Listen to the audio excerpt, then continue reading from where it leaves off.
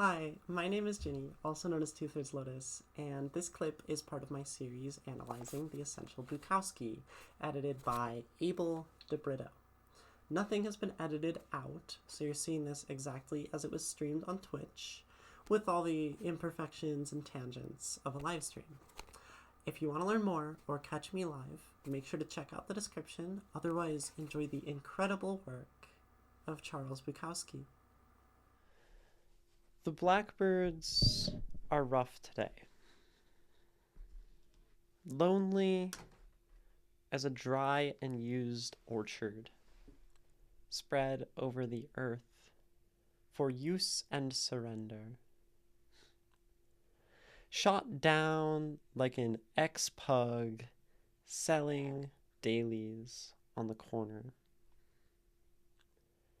Taken by tears like an aging chorus girl who has gotten her last check. A hanky is an order, your lord, your worship. The blackbirds are rough today, like ingrown toenails in an overnight jail. Wine, wine, wine. The blackbirds run around and fly around, harping about Spanish melodies and bones. And everywhere is nowhere. The dream is as bad as flapjacks and flat tires. Why do we go on with our minds and our pockets full of dust? Just a bad boy just out of school, like a bad boy just out of school. You tell me, you who were a hero in some revolution, you who teach children, you who drink with calmness, you who own large homes and walk in gardens, you who have killed a man and own a beautiful wife. You tell me why I am on fire like old, dry garbage. We surely have some interesting correspondence. It will keep the mailman busy, and the butterflies and ants and bridges and cemeteries, the rocket makers and dogs and garage mechanics will still go on a while until we run out of stamps and or ideas. Don't be ashamed of anything. I guess God meant it all, like locks on doors. The Blackbirds Are Rough Today by Charles Bukowski. I don't know, I want more light. Bring back the old ring light. See if it can provide some light on this poem. Maybe it'll just be shadowy, but is that better? I think that's better. That's really bright for me though. Okay.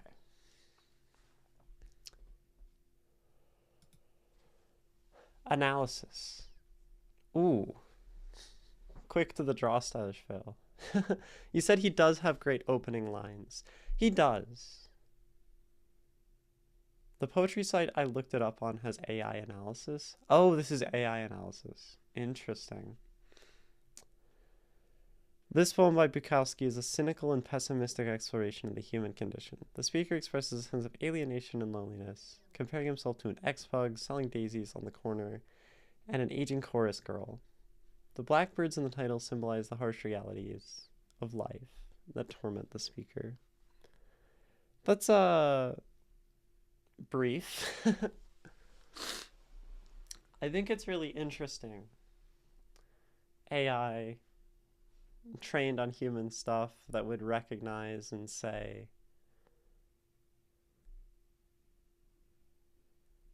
like, that, like, analyze what this means in terms of the human condition. It's a really interesting thing. Despise with a D, with an E, D-E-S, P-I-S-E. Who is the tech bro who decided this needed to exist? I mean, there's nothing wrong with it existing. It's just there. It's not particularly insightful. It speaks very broadly. Like, wow, Bukowski in this poem is cynical and pessimistic. Explores the human condition, that's basically every poem. Speaker expresses alienation, so there's a little bit of content. And then just says that the blackbirds symbolize harsh realities. One sec, need to yell at clouds. Fair enough. I'm going to read this again. The blackbirds are rough today. Lonely as a dry and used orchard spread over the earth for use and surrender. Shot down like an ex-pug selling dailies on the corner. Taken by tears like an aging chorus girl who has gotten her last check. A hanky is in order, your lord, your warship. The blackbirds are rough today like ingrown toenails in an overnight jail. Wine, wine, wine. The blackbirds run around and fly around, harping about Spanish melodies and bones. And everywhere is nowhere. The dream is as bad as flapjacks and flat tires. Why do we go on with our minds and pockets full of dust? Like a bad boy just out of school. You tell me. You who were a hero in some revolution. You who teach children. You who drink with calmness. You who own large homes and walk in gardens. You who have killed a man and own a beautiful wife. You tell me why I am like fire, like old, dry garbage. We might surely have some interesting correspondence. It will keep the mailman busy, and the butterflies and ants and bridges and cemeteries, the rocket makers and dogs and garage mechanics will go on a while until we run out of stamps and or ideas. Don't be ashamed of anything. I guess God meant it all, like locks on doors. The blackbirds are rough today. Sorry about the noise outside the window. Neighbor is like using some power tool or something. So, status fail, the AI analysis does say that it is about Bukowski's alienation.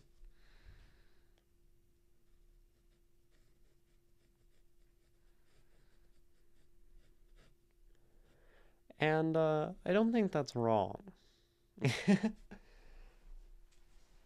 It's a very cursory view of what Bukowski might be saying, but I do think that seems reasonable. Particularly as we get into the back half of the poem.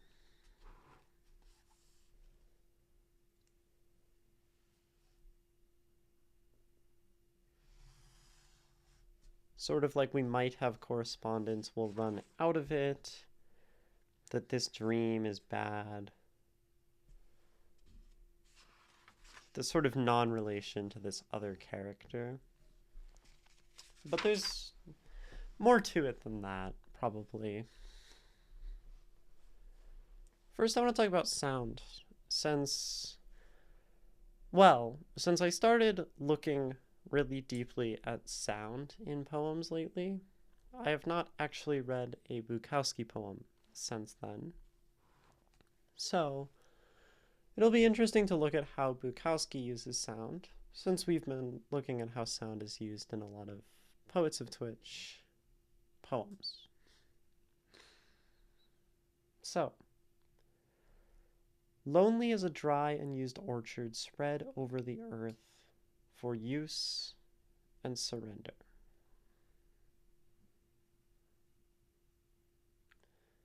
Bukowski's not one to often rhyme.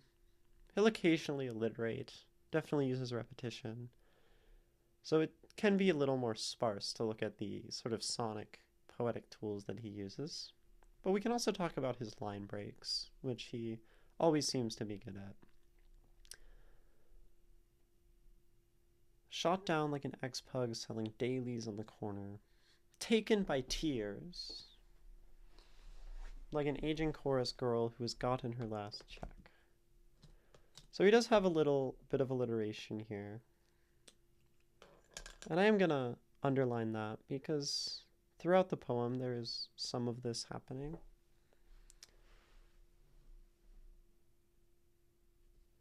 Sort of ingrown toenails in an overnight.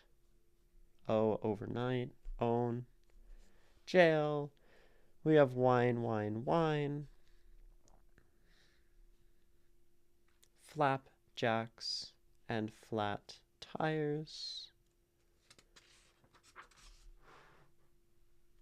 And then some repetition later.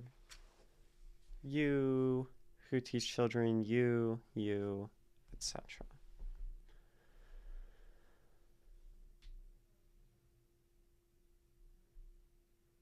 Even you up here.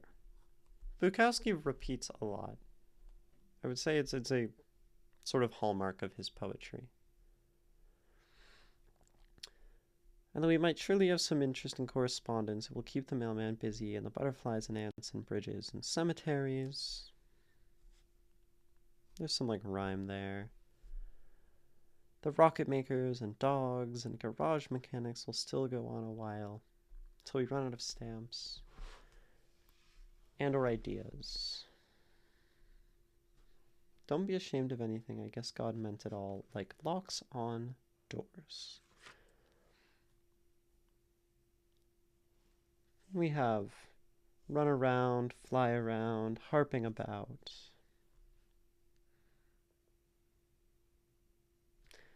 There's also some assonance happening in this. A hanky is an order, your lord, your worship.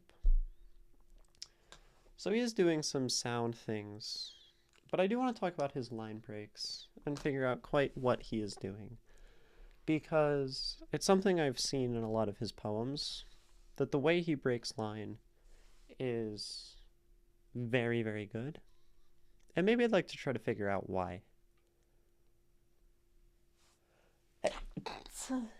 Because looking at a poem and saying, wow, I really like how he uses line breaks is fine. It's good to know what we like. But saying why is the way he uses line breaks good, going to help us actually understand how we might do it ourselves. It's too bright. You have some actual interpretation, stylish fail. Think it's about feeling used and discarded, like a tissue or barren orchard. He feels that he's taken advantage of, specifically by folks who have the standard lives, common Bukowski theme, so reasonable, particularly when they were rakes before too. And ex-pugs, you killed a man. Blackbirds are not the typical beautiful songbird. They're seen as ugly, less than, just like he is seen as less, because he only has pockets full of dust. The system is a parasite of those in the fringes. And we are told this is natural. This hoarding and walling off is the natural way of being, but it isn't. Thus the lock, which is a human invention, not a thing of nature. The padlock of capitalism. This seems like a very strong interpretation. I'll write some of these down for later. You say the padlock of capitalism, which is an excellent phrase.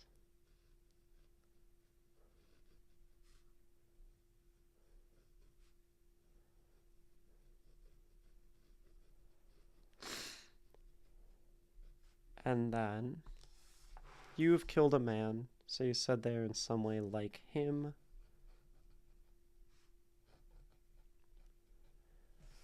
And he is used up, taken advantage of.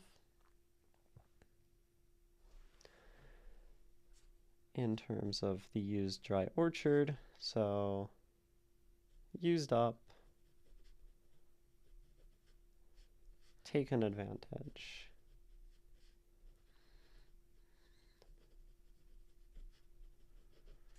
And this is particularly, as you say, by normal people, which Bukowski often, I think, actually employs this sort of repetition when he's talking about regular people and their repetitive lives. You tell me, you who were a hero in some revolution, you who teach children, you who drink with calmness, you who own large homes and walk in gardens. This is pretty common of Bukowski at this point. Little Sav, I think there's a bitterness about sold a false idea. He's a blackbird, too rough and poor to be included in what's expected of everyone, locked away from the unattainable facade. Yeah, I like that. Too rough and poor. We can write that down as well.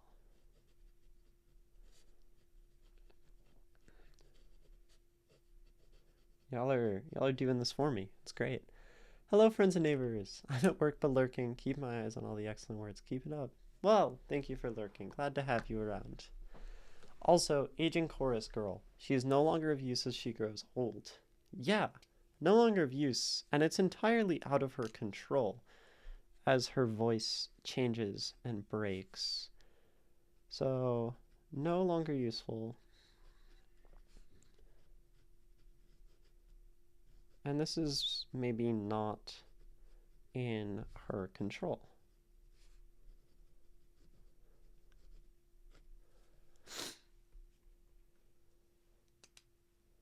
The blackbirds are seen as whining, not to be taken too seriously.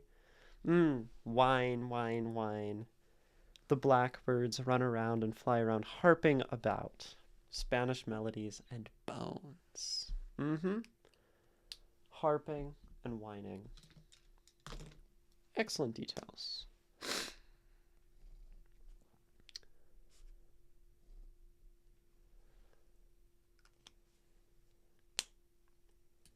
So now we're getting somewhere.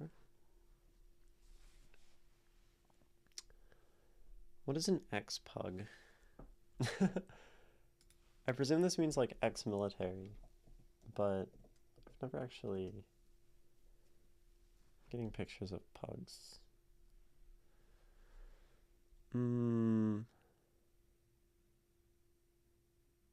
Oh, it's funny. It goes straight to like Bukowski.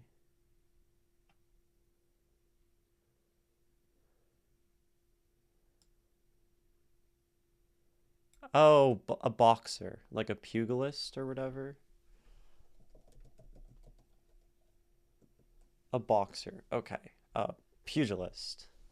An ex-boxer. An ex-pugilist is an ex-boxer. An ex-pug is that. So they have been beaten. That's kind of what I was thinking. It makes sense. Especially Bukowski, he talks a lot about boxing. So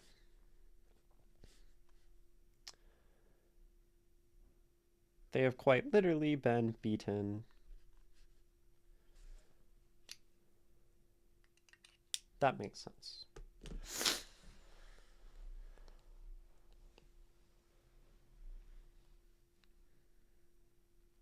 So now the meaning is kind of coming together. We have the lonely, dry, used orchard spread over the earth for use and surrender.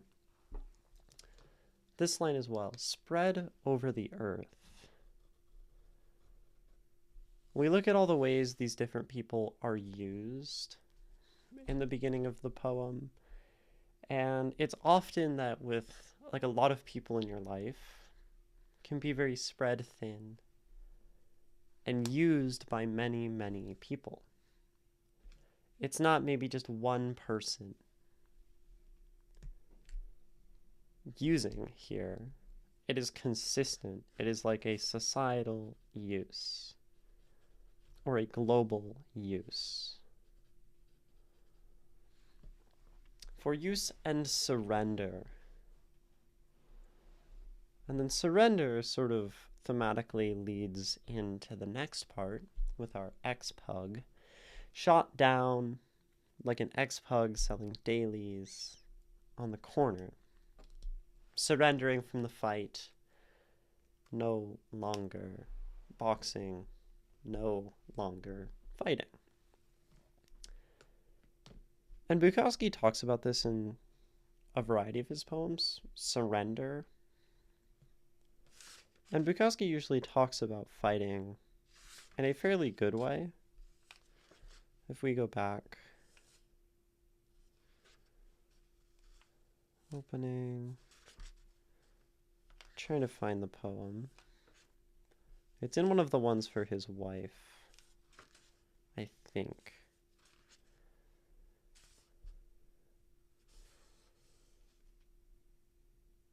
Here he talks in For Jane about how he stops caring, and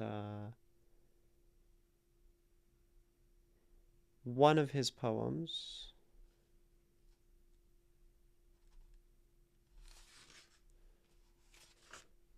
let's see if I can find it. The Fighter, or The Loser, Bukowski talks about his views on fighting. How he used to fight, he used to box, punch people, knock people over in bars. And then it is once he stopped that, once he started writing, that he has been fighting ever since. This is one of my favorite Bukowski poems. And I think Bukowski generally writes about fighting as a good thing, or even just all you can do, is to keep fighting, keep going, etc. He's a fighter. So, when he is surrendered, in two senses, literally speaking about surrender, and then talking about the retired fighter, now just selling newspapers. It's sort of a shameful thing. And, in fact, selling dailies, daily newspaper, that is just sort of, I mean, the newspaper, it is fundamentally societal.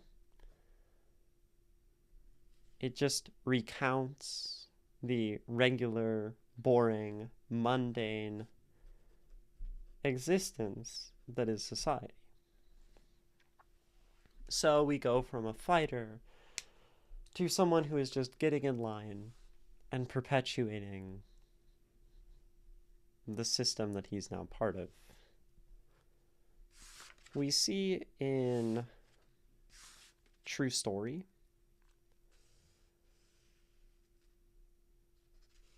one man freedom march that never squeezed in between the concert reviews and the baseball scores, referring to a man bleeding, self-mutilated, and insane on the side of the road. Bukowski looks down on the newspaper as something that is just mundane, societal, things that he generally despises in his poetry. Taken by tears, like an aging chorus girl who has gotten her last check. And we talked about that. No longer able to sing the same. And maybe this connects in a sense down to what we have later. She is not able to sing, and the bird in our poem is the blackbird. It is not a songbird, like you said, Stylish Fail. They are these rough, poor creatures. And in a sense, the loss of the beautiful singing voice kind of relates down to that thematically. A hanky is an order, your lord, your worship. We have the tears crying. But, it is an order, your lord, your worship. I'm trying to think what this might mean. And it could just be continuing the idea of the chorus girl, right, singing in a church, etc. But I think religion also has something to do, usually with the regular society. Despite what it preaches sometimes, religion doesn't do a great job of actually accepting outcasts. And this sort of feels like, right, a hanky is an order, your lord, your worship. Sort of like a permission from God to cry.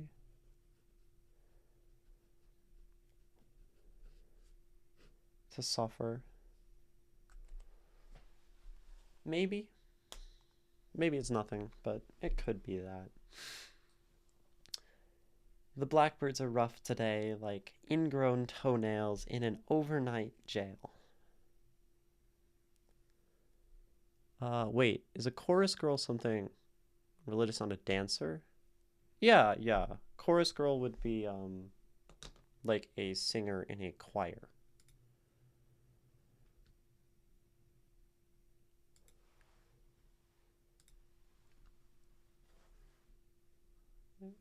Is there a different kind of chorus girl that would dance? I would only know that as a singer, and I think that it relates quite closely to the birds. Wine, wine, wine. The blackbirds run around, fly around, harping about Spanish melodies and bones. So we have wine, wine, wine, the crying. So I think we're getting a lot of signals that just all of this is connecting in the same between the birds, the orchard, the fighter, the singer. The singer, of course, is an artist, losing her ability to create her art. If we lose our art, we might become more part of society.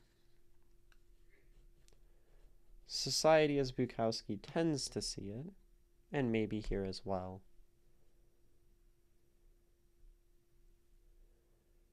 As we lose our art, we become part of society. As we lose our fight, our spirit to fight, we would also become part of society. And perhaps as we, well, this could also be surrender.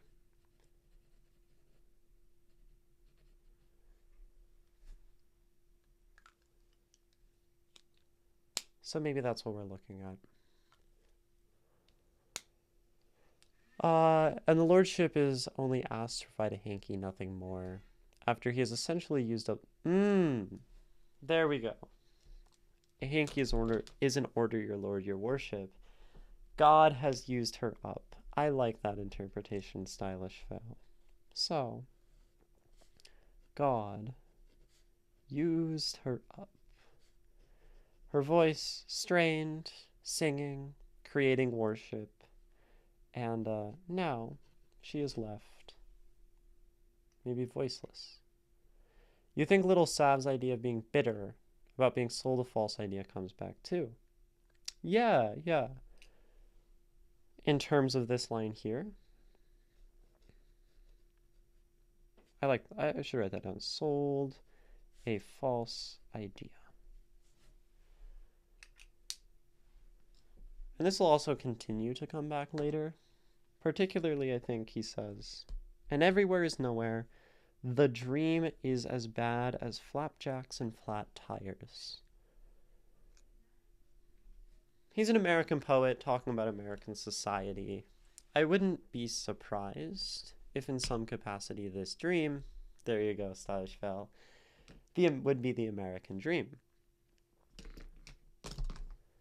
So again, this maybe really reinforces our idea that we are sold something false.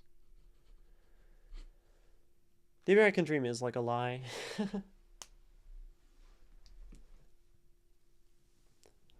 America benefits the wealthy, the already wealthy. Honestly, this could be written today. Yeah, Bukowski was really dead on, often in his analysis of society and America, and in some capacity, he's almost prophetic in how much it still relates to today. I think we saw this in the genius of the crowd, which feels so much, if you watch back the video, like a commentary on like sort of reactionary conservatism.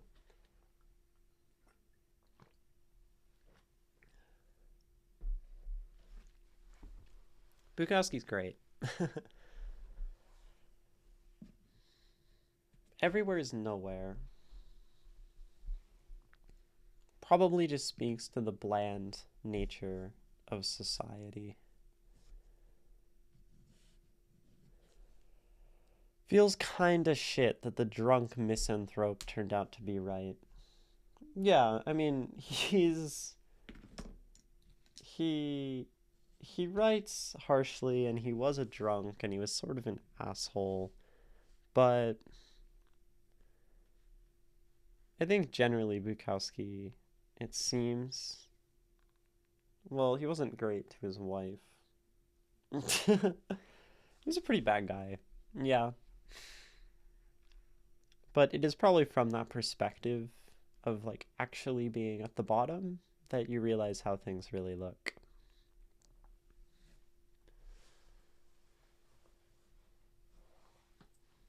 I guess we're just talking about meaning now. We'll come back to sound and structure later. Bukowski's fun to look at meaning anyway. So, moving on. The dream is as bad as flapjacks and flat tires, colon, which means what is after the colon, which could even be this whole stanza, maybe, is the dream. That's just an important look at the grammar to help us understand this. Why do we go on with our minds and pockets full of dust? Just like a bad boy just out of school.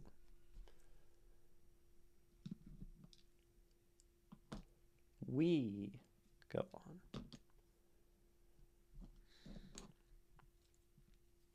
So,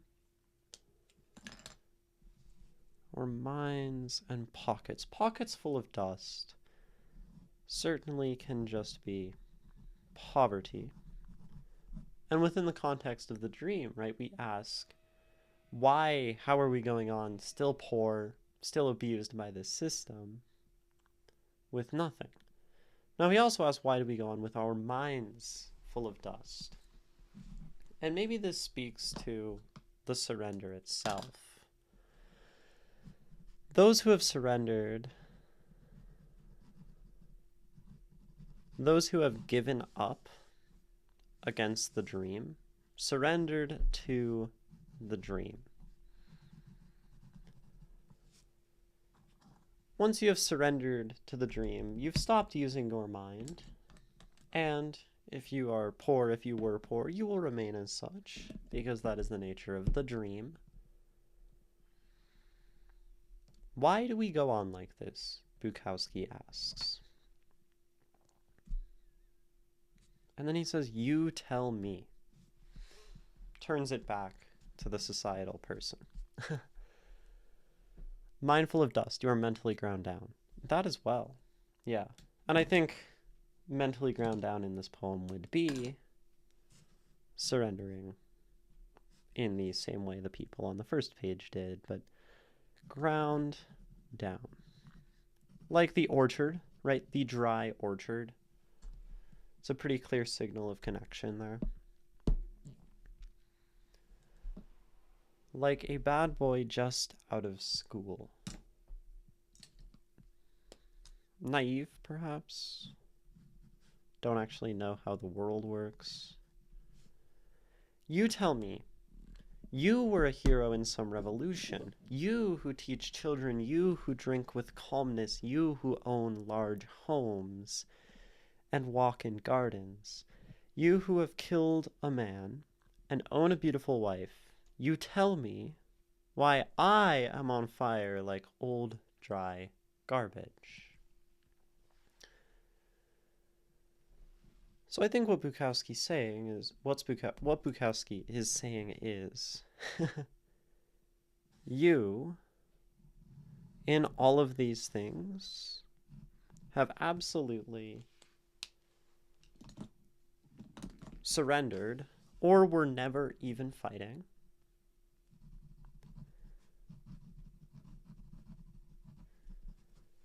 The dream. Say a bad boy is full of empty bravado and is at heart still a normie. Got molded by the school. Oh, perhaps that, yes. So he is just out of school, so he maybe has been molded by the school and is not truly bad. And his bravado is just like not real. He's not truly fighting. Sort of just like punching people for no reason. Maybe like the poem, The Loser.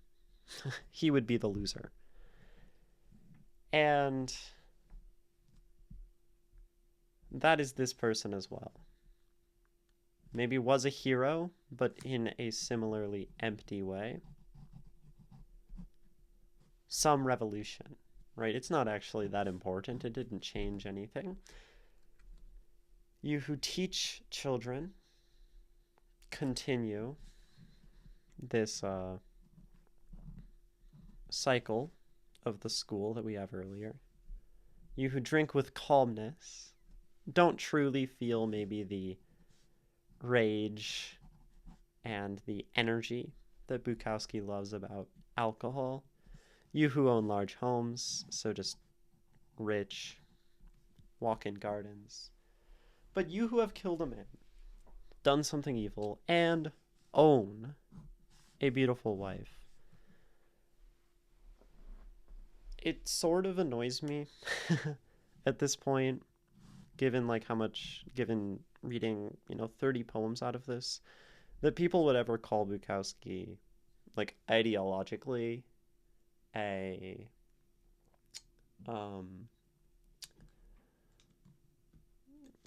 the word for people who don't like women. Oh my gosh.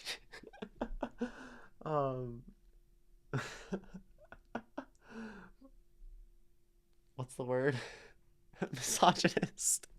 Yes. Like, this is showing the misogyny of society that Bukowski constantly calls out and despises. He had his, own problems with his wife, but he makes it pretty clear, provided that these poems are an accurate reflection of his thoughts, which he's very, confessional about his own life. It just, you can feel it. And,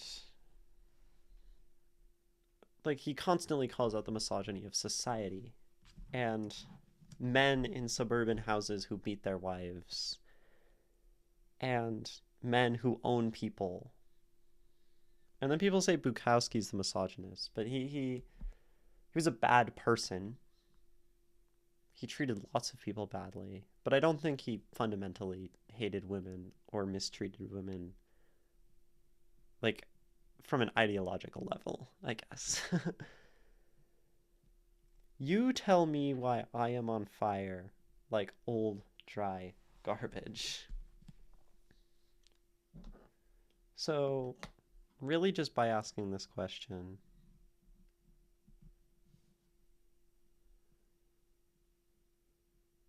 pointing out the hypocrisy.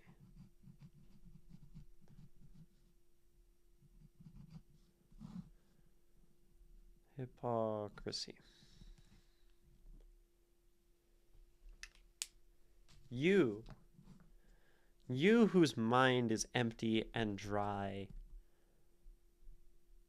you who is just kind of maybe burning up until your time is up, why am I the one who is trash to be cast to the side, not of value? Because Bukowski is fighting. You said he is the opposite of the X-Pug. X-Pug used to be with it, but the bad boy has always been a normie. Oh, I see. Yeah, I like that. And the X-Pug suffers, in a sense. Now he's selling papers. And the schoolboy lives a comfortable life where he can pretend to be angry. I like that. We might surely have some interesting correspondence. So now we take a little turn in this poem. Bukowski and this man of society, there might actually be some value. They might talk, it will keep the mailman busy, they'll send letters, and the butterflies and ants and bridges and cemeteries, the rocket makers, and dogs, and garage mechanics will still go on a while until we run out of stamps. So, these things in particular, I think, are just sort of various societal things. And Bukowski, in that case, does say, well, like, these are still people, they have some value. We will talk, we will discuss things. There will still be beauty and life. Life goes on.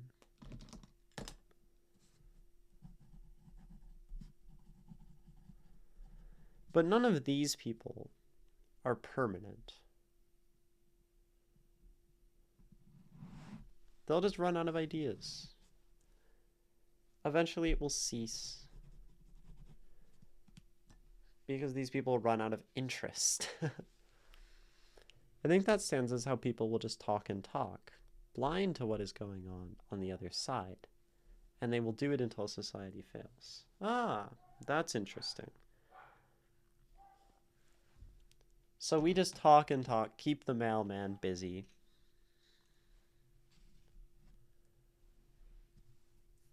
And then it ends. That seems reasonable too. People just talk. I think one thing that maybe makes me look at it slightly differently is because Bukowski says we. We might surely have some interesting correspondence. And this is opposed to how much he speaks in sort of hate toward this person. We, the two of us, will have correspondence, potentially interesting. It can go on, but eventually we'll run out of stamps, there will be some barrier, there will be some lack of interest, we'll run out of ideas, and then it will end. And the interesting thing I like about this is they can buy more stamps. That's fairly easy. But it's almost as if maybe that says Bukowski talks to these people. And maybe this is where this overlaps with your idea, Stylish Veil. He talks to them, but he's just looking for an excuse to stop. Maybe that's what running out of stamps is.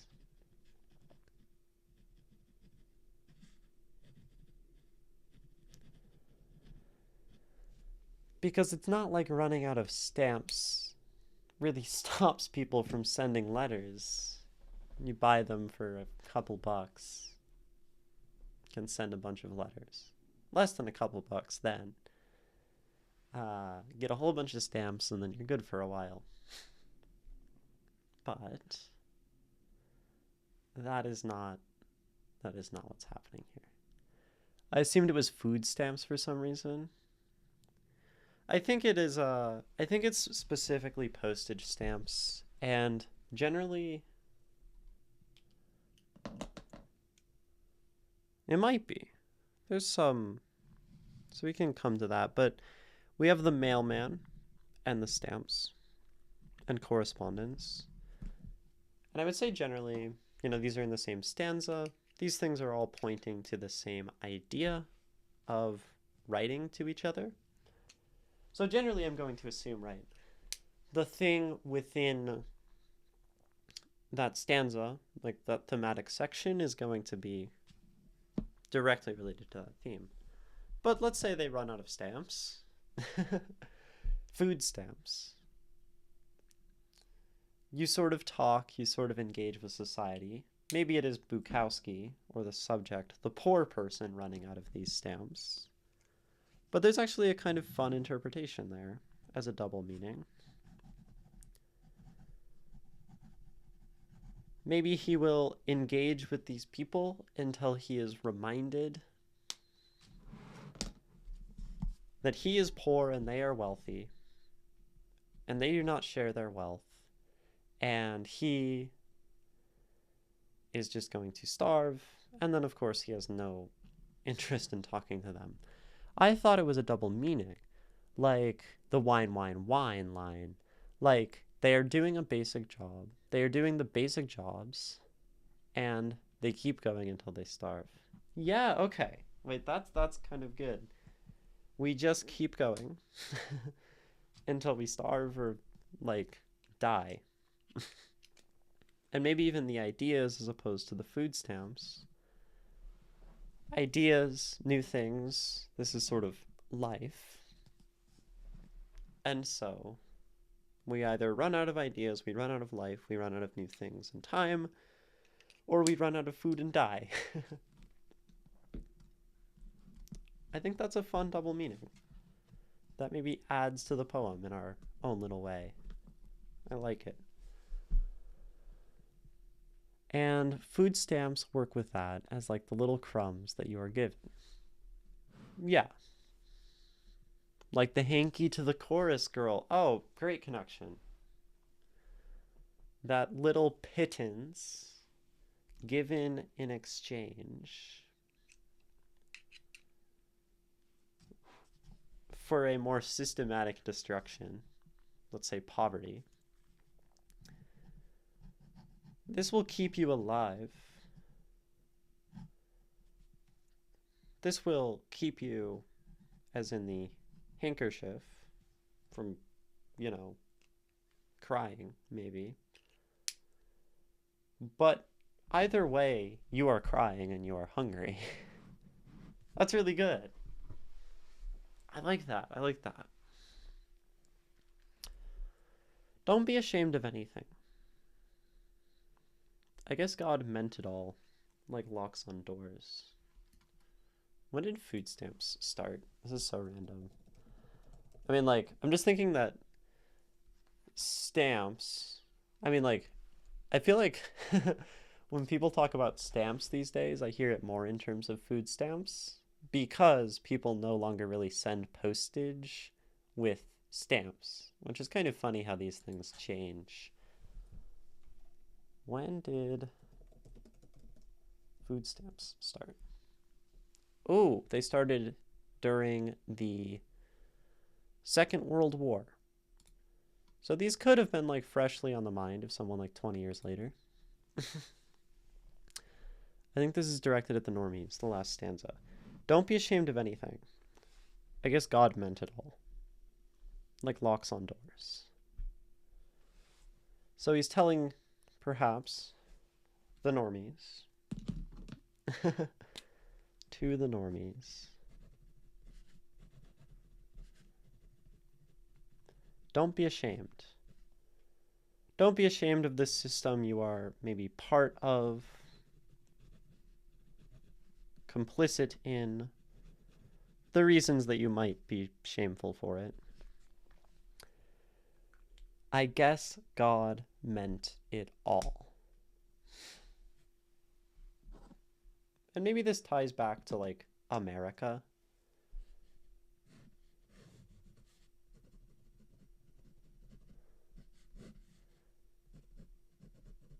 In God we trust. We had manifest destiny.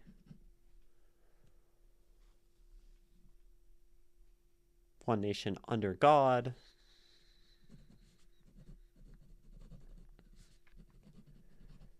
This is the way God does things.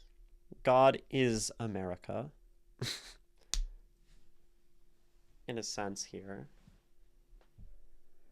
God uses up people and makes them cry. And then gives them a pittance. God starves people and gives them food stamps. God gives people ways to fight. The ex-pugilist, Bukowski. But that usually just weighs on them and wears them down until they end up being part of society anyway. It's a consuming God. And a consuming country.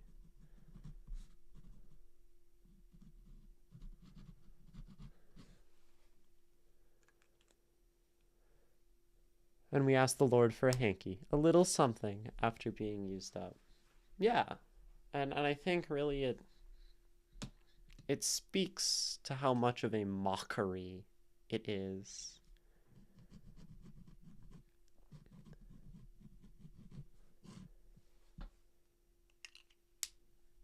Between the hanky, between the birds harping, the irony, the dream that we speak of, the mockery of these people thinking they are better in some way. It's pretty brutal. It reminds me of that god in the farmland in the soul verses. Yeah, that just keeps eating and eating and growing. That's true.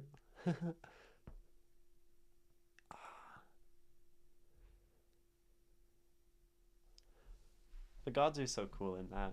The ones in the second season are really awesome. So, that seems like a pretty succinct breakdown of meaning. Of course, there's more to talk about in the poem. I am going to run an itsy bitsy ad break. So, please, I ask you all not to watch the ads. Do some self-care and come back in a little over 2 minutes. And we will continue.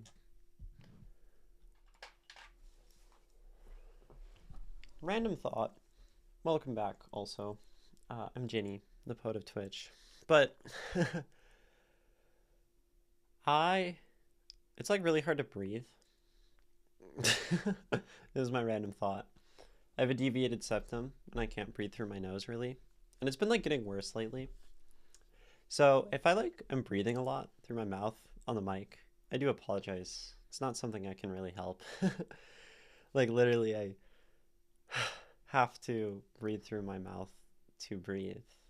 And that makes talking for hours very difficult. You don't hear it. Okay, that's good. Okay. That's helpful, just so I can be a little bit more comfortable with it. But the deviated septum is getting fixed 2 months from now, at the end of March, which means streams won't happen around them then, which is fine because I'll probably be working on the anthology anyway. And I'm so stoked because it's getting worse and I can't breathe and it's awful. And breathing affects so many things. Sleep, mental state, anxiety, even like just all sorts of bodily functions.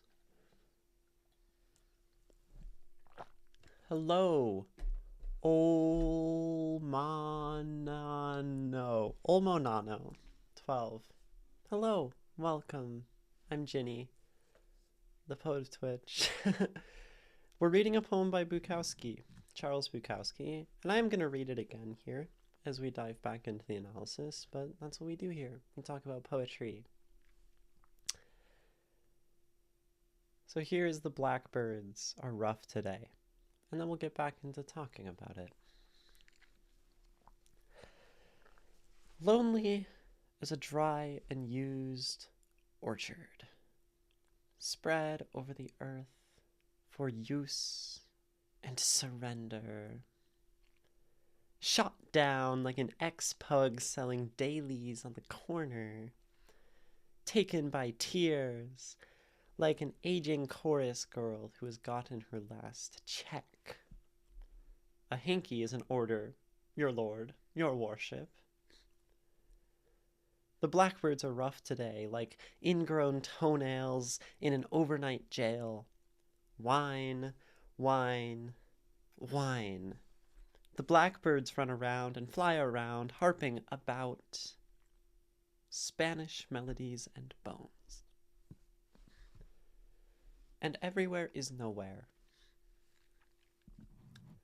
The dream is as bad as flapjacks and flat tires. Why do we go on with our minds and pockets full of dust, like a bad boy just out of school? You tell me. You who are a hero in some revolution, you who teach children, you who drink with calmness, you who own large homes and walk in gardens, you who have killed man and own a beautiful wife. Stylish Phil, you don't need to time them out or anything. They can say I'm cute. That's fine. I don't know if you can undo that.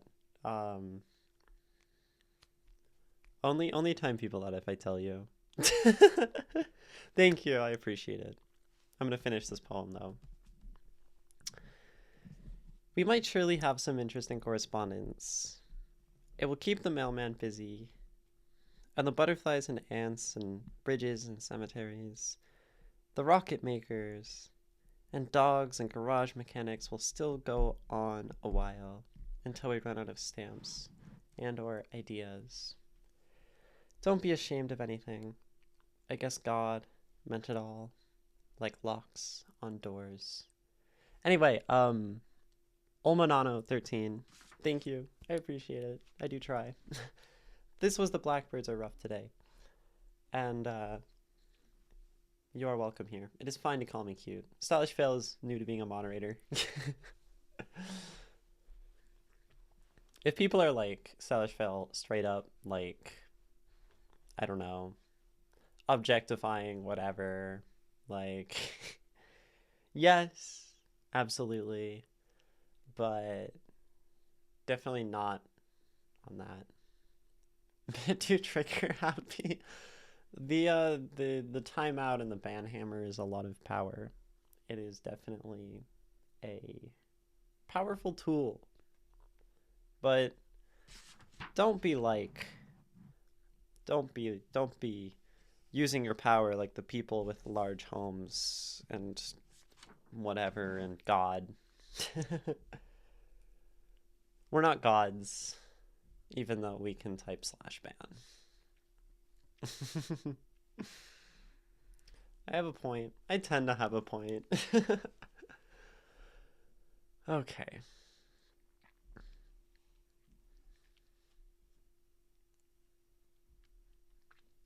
So, generally meaning-wise on this poem,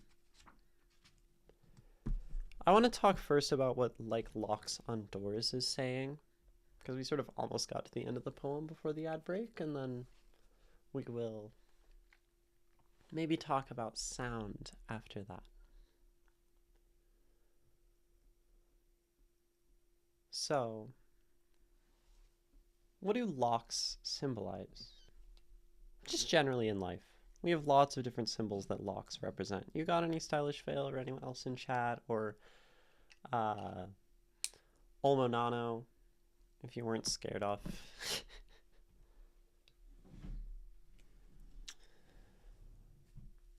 That's one thing, stylish fail. Like, since I'm small as a channel, I'm not really gonna try to ban people if they're just coming in and commenting on my appearance. Like, that's fine. These are people who are viewers. And they're not really a bother. But, you know. Why take action before you know? Locks. So what do locks mean? Locks are secure. Locks somewhat represent like privacy. Yeah, it's my own neurosis that jumped me up, I think. Yeah, and I mean, I understand it. Like,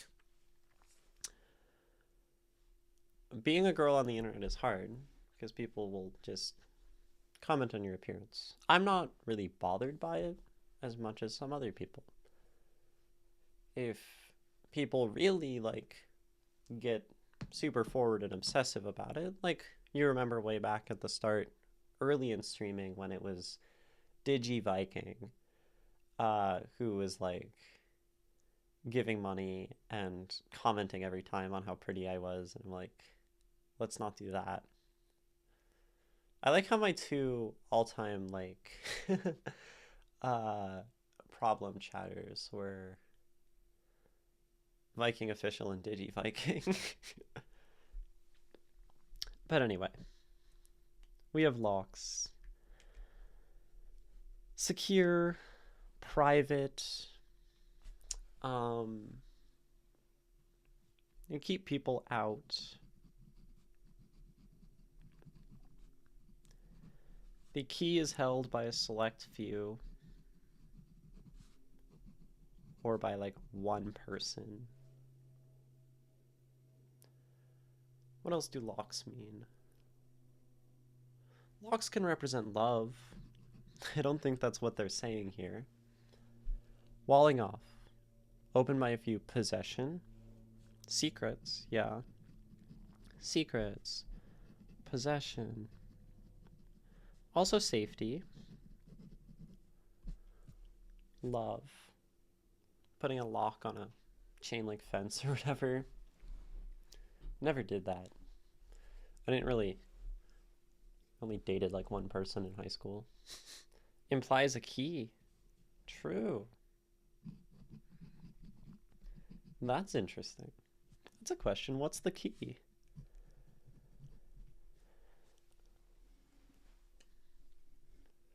Now, specifically this says, yeah, love locks on bridges. So I guess God meant it all. Like locks on doors. So there's an intentional aspect to the use of these locks. Key is useless without a lock, just a weird bit of metal. True. So, intentional. Intentional like locks. It has a purpose. And I think if we look at sort of the purposes of locks, these like keeping people out, these secrets, it sort of makes sense for this poem. Doors, ways to move forward, move to change, talk about opening doors, etc. And so,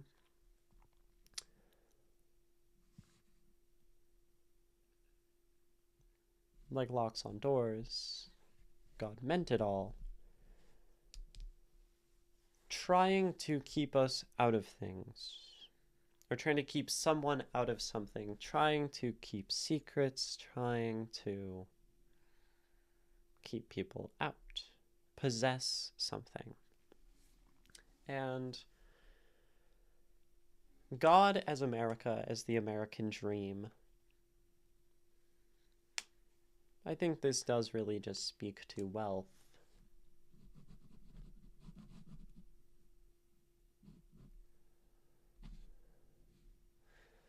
I feel like I write wealth a lot as a word, and it's always hard because it goes LTH like that, but I always end up just going LH.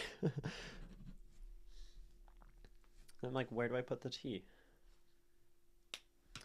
Anyway, wealth. So yeah, it's intentional. The American dream is not meant as a door, as a way to have people improve and change. It is just a way to wear people down. That's pretty much the conclusion of the poem. Locks are hard to remove. We do have hope, right? You said the lock implies a key. And so perhaps our key is everything that is inverse of all of this. So this is the art. This is the fight. This is, you know, maybe the singer who doesn't sing and get used by God, just sings for themselves. This is the pugilist, the poet.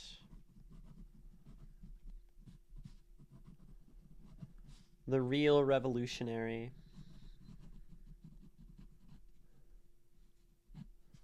The poor. The alcoholics. Bukowski's general gang. Criminals. Of those who are antisocial. Or, yeah, antisocial, anti-societal. Or that society opposes. Queer people.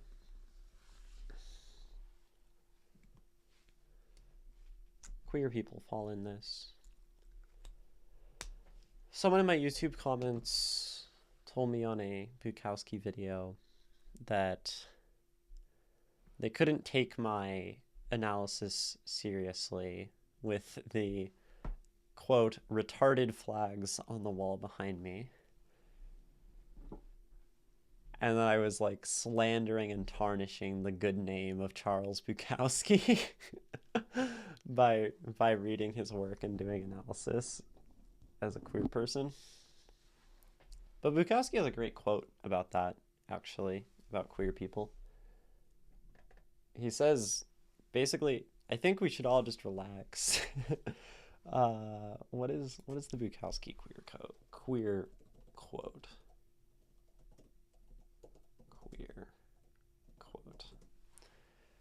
Every man is afraid of being queer. I get a little tired of it. Maybe we should all become queers and relax, is what Bukowski said. And that's the thing. Just all of these different groups of people marginalized, feared by society. Any racial minority falls into this group. These people continuing to fight. These people not having sand in their minds, dust in their minds. These people not laying down and just selling newspapers is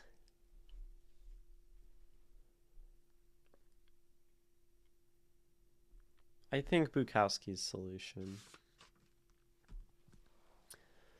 And it's not that doing art or being this person in any way will fix society, but it is the mindset of the artist and fighting for what you believe in that spot that does change society. And just being oneself. I don't think Bukowski ever changed himself for anyone else, I would imagine. Looking at the interviews, the way he writes, the way he talks about himself, I don't see Bukowski as really equivocating in terms of identity. So, we talked about meaning, and that's great. I think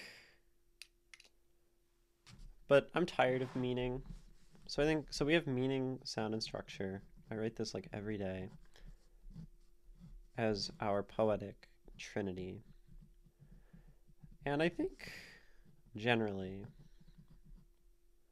from what I've seen online, like analysis usually just kind of covers meaning, including mine, but I was like modeling it off of how other people analyze, and they just look at the meaning, just look at the words, because that's how you would with maybe a book. But poetry is also deeply influenced by sound, structure, and what's actually happening. And we talk about like mocking in this poem, how society itself mocks people by offering this false promise. To go back to that comment earlier from Little Saf, that false promise. And it all feels like a mockery to Bukowski, and I think in a lot of ways his sound reflects that in certain parts.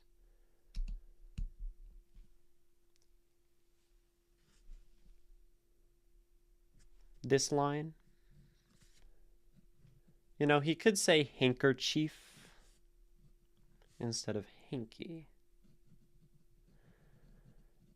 which is the slightly more formal, long version of the word. Hanky would be a little more slang. And he says, a hanky is an order, your lord, your worship. And I think in the sense that we're using this sort of more colloquial word, along with like imploring God in a way that Bukowski likely absolutely would not, your lord, your worship, sort of an overblown irony. Really, and sound-wise, this repetition points toward this this sort of frustrated mockery. And maybe Bukowski mocks back the system. He says, you tell me why I'm on fire. You know, someone asks you a question and they're being sort of hypocritical, and you just say, you tell me. Look at it coming from you. So in a lot of ways in these little expressions, he really speaks to the hypocrisy, the irony of things. Wine, wine, wine.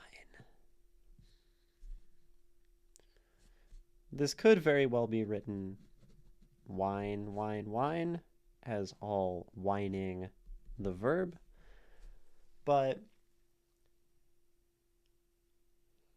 hey. Jeez, I'm sneezing a lot. And I mean, regardless,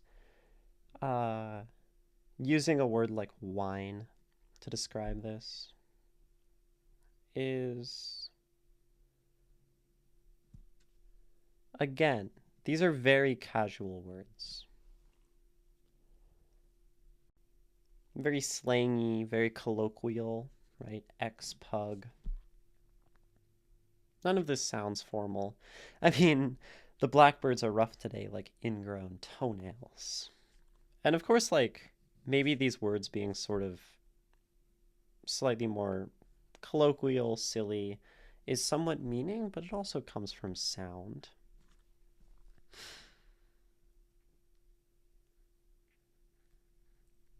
So that's one thing. And there's almost like a sing-songiness here when he rhymes. Bukowski rhymes very rarely, and maybe it is because it gives this sort of impression. Wine, wine, wine, the blackbirds run around and fly around, harping about Spanish melodies and bones. There's a sort of sing-song momentum, and I do think that speaks to, I mean, when we have this deeply painful subject of being used and society, contrasting it with a slightly lighter tone speaks again to that irony, especially if you give society this big, dark impression. Well, if you write about it in a grandiose, dark, and powerful way, you're sort of doing the same thing as society. But if you write about flapjacks and ingrown toenails and all of that, who has gotten her last check, who has received her last check, would not work quite so well. It doesn't sound the same, and it means the same thing, gotten and received. And maybe that's why this is a sound thing. Gotten is informal. Received is formal. So there's that.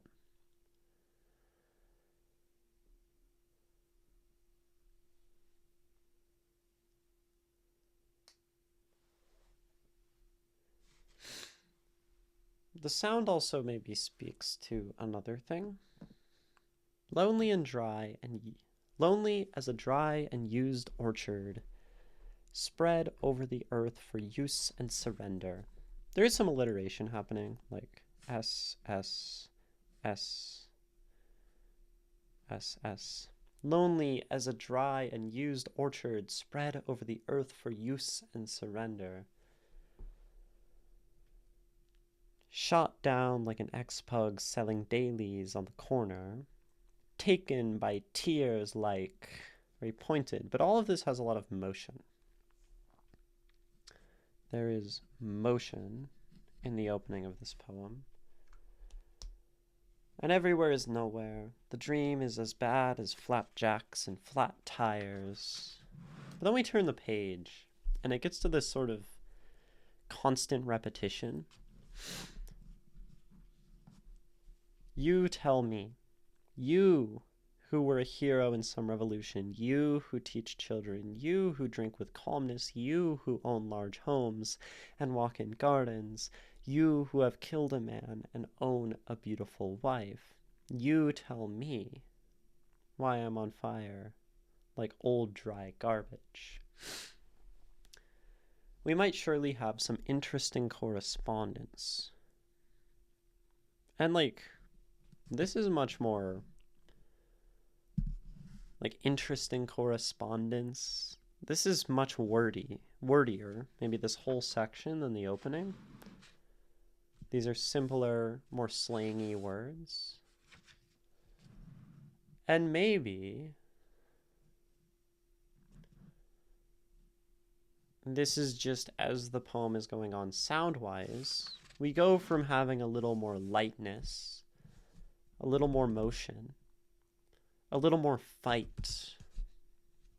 But then as we look into society, we get worn down, we slow down as we reach our sort of tragic conclusion. Would the page break have been the same in the original? Probably not.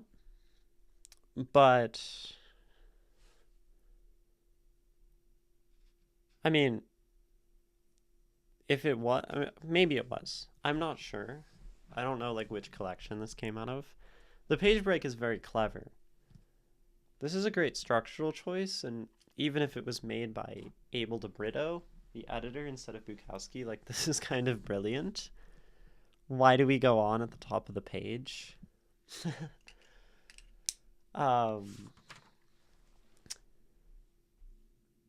It's just a fun little thing. You turn the page, you go on, and are asked, why do we go on? These little things are very poetic structurally. There's a tactile motion. Why do we go on? We are going on. We are constantly going on. We are constantly moving.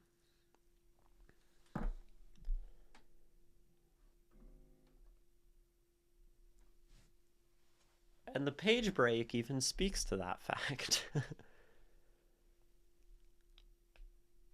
And we can ask why we go on in our societal blindness, but we still go on. We still turn the page. We still keep reading. We eventually go on to the next poem and read If We Take. We go on and on and on and on. So like that's even an interesting structural choice. And I don't know if it would be in the original, but the presentation of the poem here, so this is Bukowski, selected and edited by Abel de Brito, which means this is like a collaborative piece of art. Drawing on the cover. This is a collaboration. And that is really important to remember. In the same way that like an analysis is a collaboration, it's taking some of this person's artistic ideas, it's taking this person's art and bringing them together into a work. So maybe the page break wasn't in the original chapbook or publication that Bukowski published, The Blackbirds Are Rough Today, but regardless, the art is presented as such right here. I like this page break.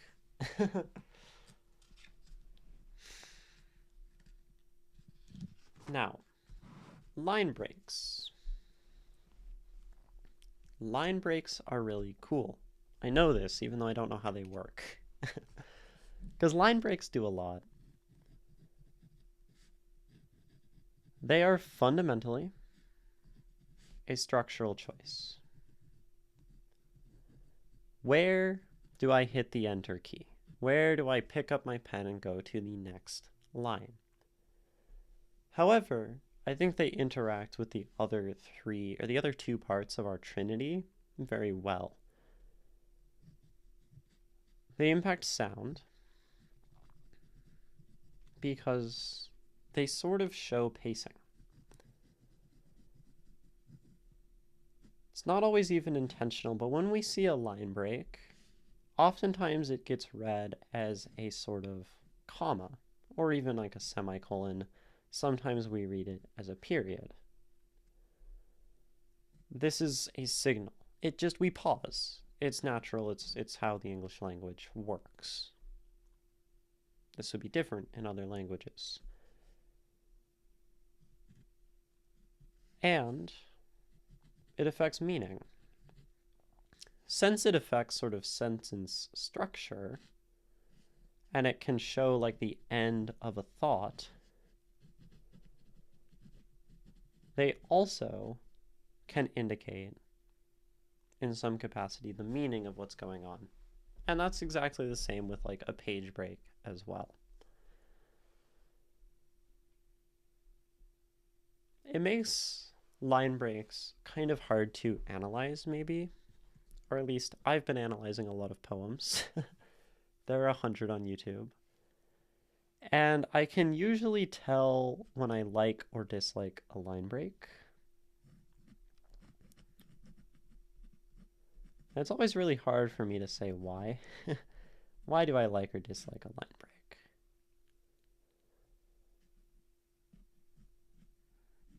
And why is the most important question we can ask to improve our writing? So maybe let's look at some. Lonely as a dry and used orchard, spread over the earth for use and surrender. I don't think I'm not particularly inspired by these breaks, and it's not always like every one. These are just sort of like reasonable places to pause sentence-wise. Shot down like an ex-pug selling dailies on the corner. How else could we do this? Shot down, break, like an ex-pug selling dailies on the corner. That'll be a long line, though. Shot down like an ex-pug selling dailies on the corner. See, there are lots of ways we can break lines. And this is why there's maybe such an art to it.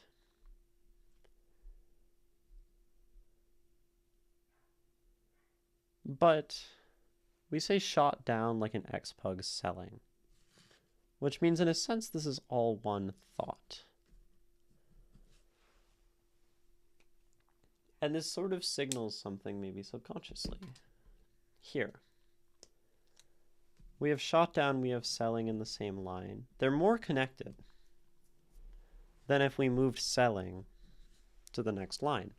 If we said shot down like an ex-pug, selling dailies on the corner, of course we understand that the ex-pug is maybe shot down because he's stopped fighting, but the real shooting down, the real loss here, is not maybe the fact that he's an ex-pug, but more that he is now selling newspapers. And if we separate this thought entirely, it might lose a little bit of that meaning and that connection here. So in a sense, this line signals the importance of him selling papers more so than just him not being a boxer anymore.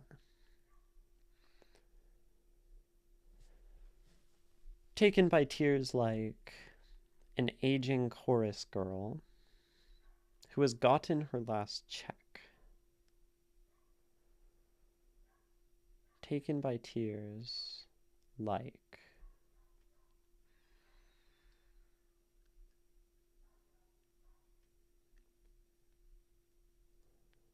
that one seems like pretty straightforward. I'm not sure I have thoughts on any of those line breaks, but it's hard to tell. A hanky in order. A hanky is an order, your lord, your worship. Now that's something. Whenever we have something on its own line, this is like a structural choice that puts weight on this word. Your worship. Maybe more so than Lord, because it's on this line with a whole bunch of other stuff. We see this person as your worship. This is God, this is America in this poem. Fundamentally more so than just being a detached God, something we don't think about. God is something we worship. We as in maybe the normies. So, if we place worship on its own line, it is maybe signaling that that is more important. And so, maybe this is to say that people do worship this sort of sadistic God that wears them down, that destroys their beautiful singing voice, that makes them poor. But they worship him. We worship the dream. The blackbirds are rough today, like ingrown toenails.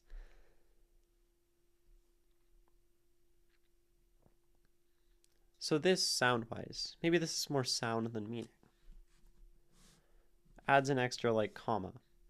If we said the blackbirds are rough today like ingrown toenails, versus the blackbirds are rough today like ingrown toenails, it's just an extra beat of time.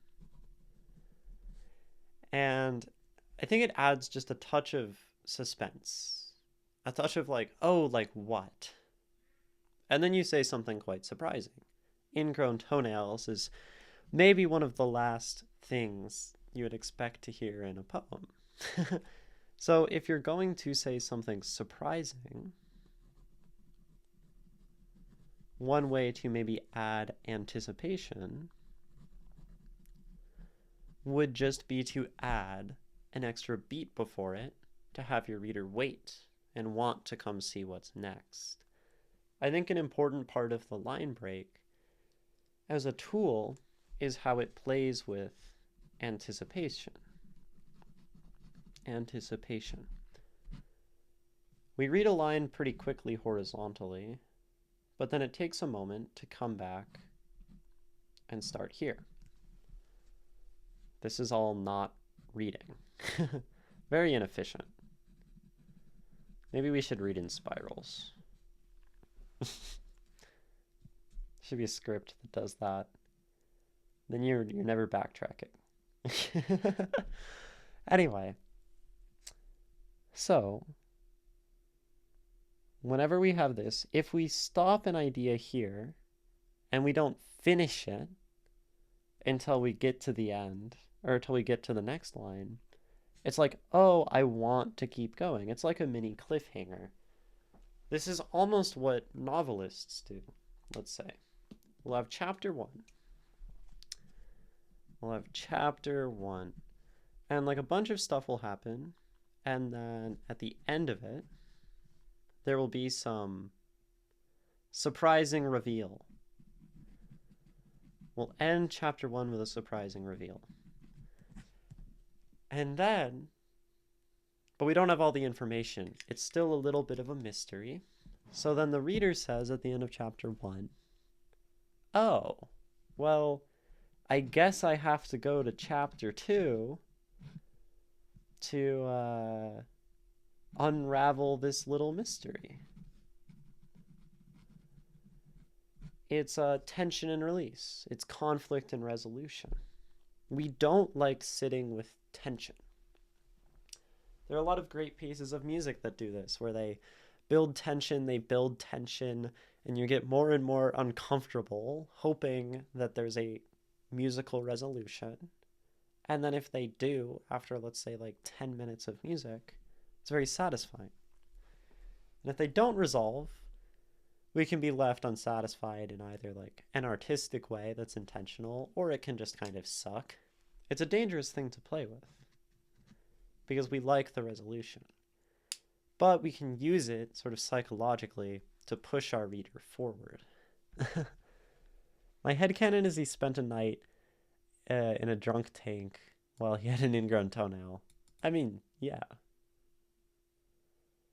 Death's texts are spirals in the Discworld novels. Okay. I guess I'm supposed to just read all of Discworld. It makes sense, right? It only goes to one place. So, the anticipation of like actually does a lot here. Makes us say, what's next? We get excited for some maybe powerful metaphor, and then Bukowski says ingrown toenail. And it really just adds to that comedy. The sort of ironic comedy of the poem. In an overnight jail. Wine, wine, wine. The blackbirds run around and... See, here he does it again. He gives us a little bit of a suspense. And what? We want to go to the next line. And fly around. This might, in some capacity, be what Bukowski is talking about when he says that your lines have to go bim, bim, bim, bim, bim, bim. He wants them to keep moving. He wants them to have momentum.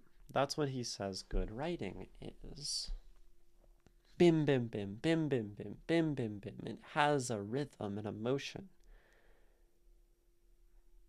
So when we put and at the end of the sentence, and we pull the reader along to the next line, lure them in line after line,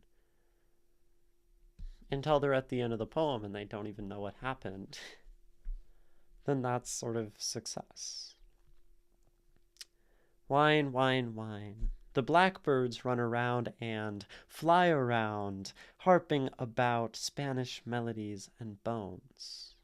Whereas if we said, wine, wine, wine, the blackbirds run around and fly around. There's so much difference to these two things.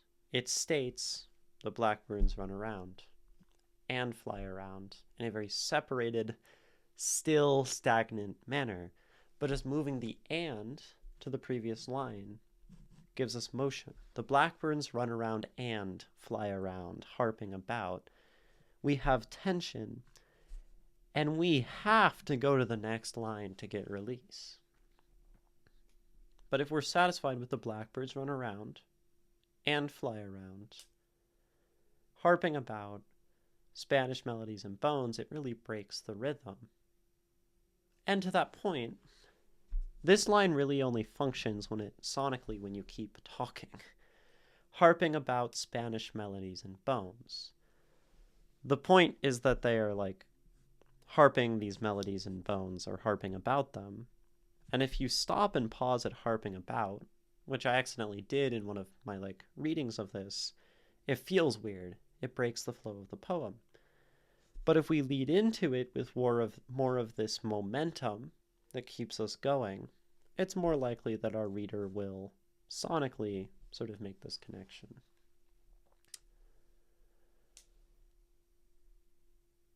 Also, no beginning or end. True. And I need to reference him at least once per stream. Yeah, of course you do. Pratchett must be mentioned from Stylish Veil in a 2/3 Lotus stream. And everywhere is where? We have to go to the next line. Everywhere is nowhere. And that's like a particularly satisfying bit of suspense and release. Because it's actually a big statement as opposed to something like, and everywhere, or the blackbirds are rough today, like ingrown toenails. And everywhere is nowhere. The dream is as bad as... So Bukowski does this in every stanza. And everywhere is, and we have to keep going. The dream is as bad as, and we have to keep going. The blackbirds run around, and we have to go to the next line. This is such a simple thing we can do as poets to keep our reader moving forward. Keep them engaged, keep momentum, keep the poem going bim, bim, bim, bim, bim, bim, as Bukowski says.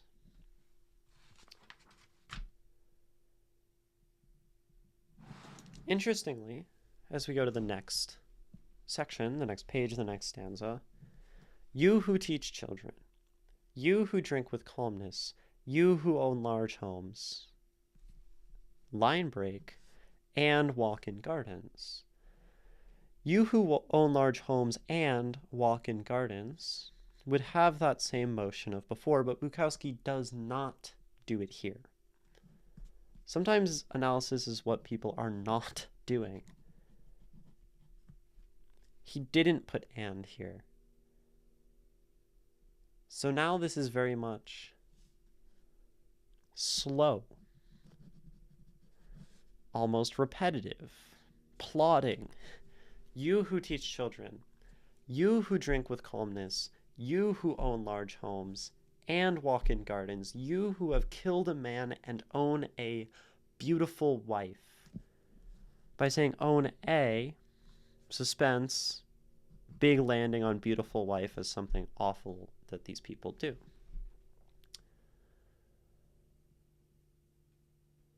It's brilliant. And it does the opposite thing as before, because now what are we talking about? We're talking about slow, repetitive, no bim, bim, bim, no bim society. Society doesn't have the motion that art has, that the blackbirds have, that the pugilist has. They have large homes. You who teach children, they are the people who taught the bad boy. Yes. They teach people to kind of act out within a system and then don't actually make any change because they're just normies. This is structure influencing meaning, ever so subtly, because as the structure slows us down, as it slows down the sound, it also makes us think about society in this sort of plodding and uninspiring way. And that's why this is like a triangle. Each of these things affects the other things in poetry. It's a weaving. I think good poetry, the sound impacts the other two. The structure affects the sound and the meaning, and the meaning informs us on how we might interpret the structure and hear the sounds. If it's doing that, then like nothing is wasted. This is a way to have words that are sometimes sort of wastes of space, of, in, as, and use them as a tool to move your poem. Because instead of just letting it sit and be like dead time, you can lean into its sort of slowness, or you can use it as a tool for suspense. That's probably like a good lesson there. That's pretty cool. I think I figured out line breaks in some capacity. I have more of an idea now about how line breaks work than I did before this stream. And if I'm learning, then that's all that matters. We might surely have some interesting what? Oh, just correspondence, just conversations. This feels kind of like a letdown. To keep the mailman busy. And the butterflies, and the ants, and bridges, and cemeteries. The rocket makers, and dogs, and garage mechanics will still go on a while. Just everything that is sort of boring and continuous and repetitive keeps going. Until we run out of stamps. Until we get eaten up, until we don't have the money, until we don't have the food, until we don't have the inspiration, the ideas to keep going, to keep doing anything inspiring, because these people, this world certainly is not. We don't blame them. They're a victim of the system, maybe. God has locked them in the same way he has locked us out.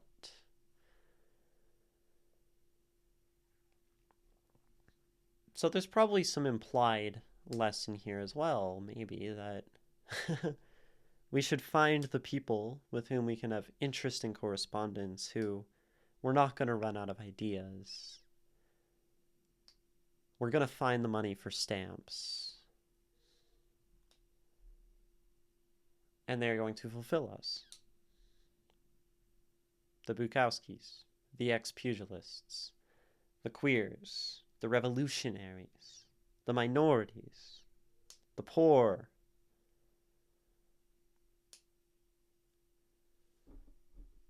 Because that is everything that's like interesting about the world.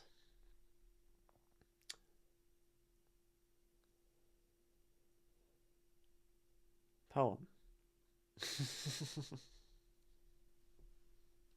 Any thoughts and questions?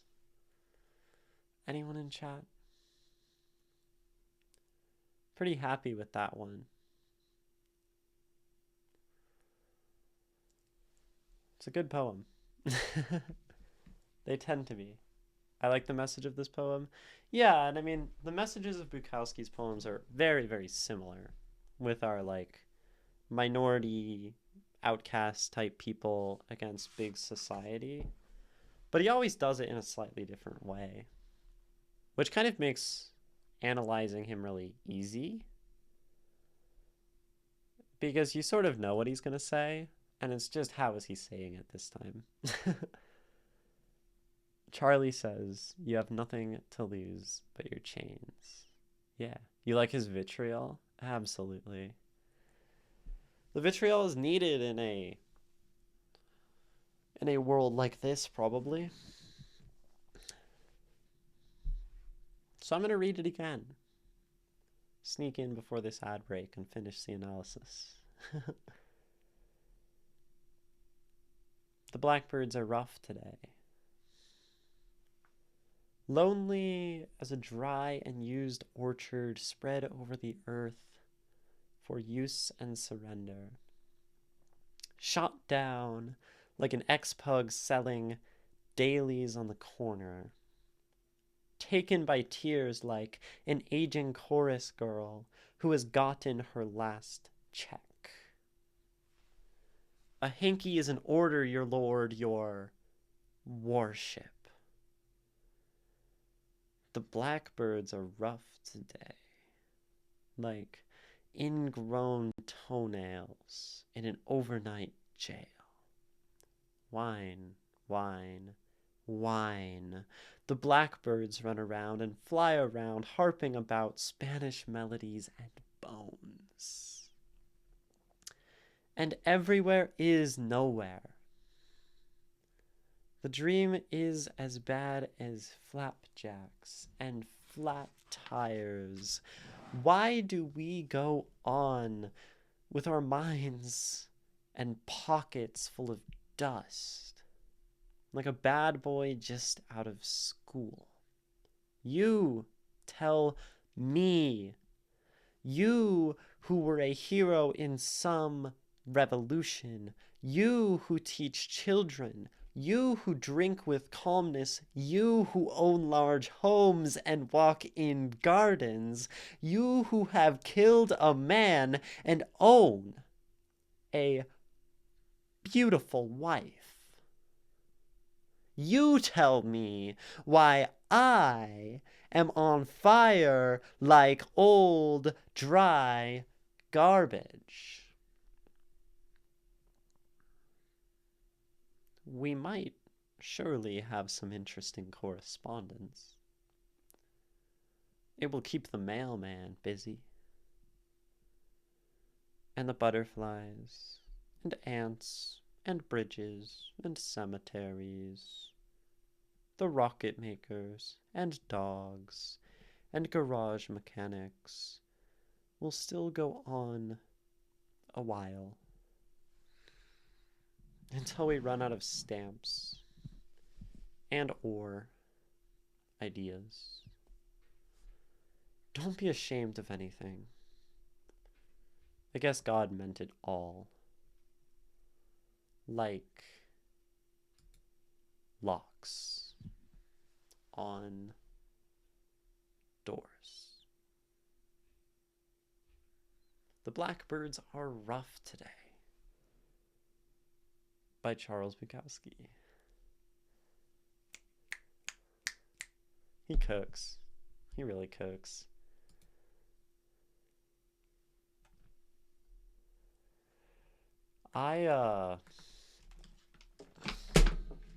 Dude, I feel that poem. I think it's interesting. I mean, it makes sense. The deeper, the more comprehensive an analysis is, the more I think I'm able to feel the poem and communicate it and put some power behind it. And I mean, as I'm reading at the end there, like the vitriol, like you said, stylish fail. And I mean, you who teach children, you who drink with calmness, you who own large homes and walk in gardens, you who have killed a man and own a beautiful wife. And then you have the rhyme. You tell me why I am on fire like old, dry garbage. And it adds so much power to that line. It's like you can see him sort of just like yelling in the face of someone, spitting alcohol on his breath. But he doesn't even need to. Like, it's easy to be that mad at all of this without even being. Thanks for listening to me and my thoughts on Bukowski. Make sure to check out the rest of the series if you enjoyed, and follow or stop by Twitch if you want to see more. See you there.